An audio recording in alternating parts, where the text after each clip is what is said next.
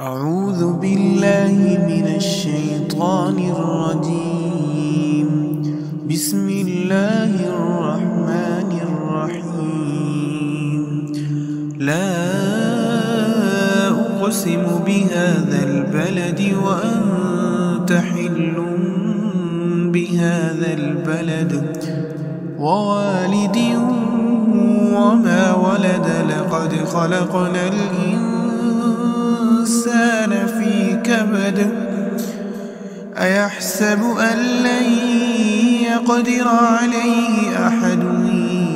يقول أهلكت مالا لبدا أيحسب أن لم يره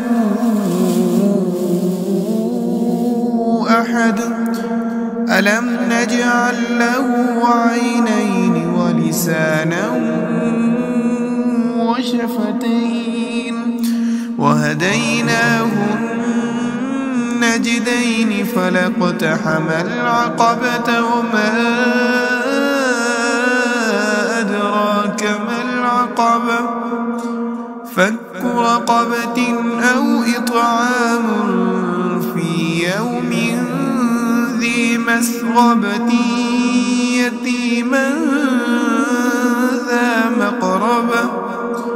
أو مسكينا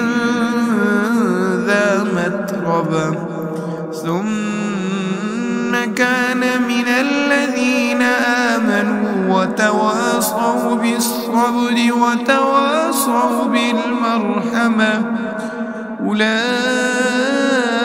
أولئك أصحاب الميمنة والذين كفروا بآياتنا هم أصحاب المشأمة عليهم نار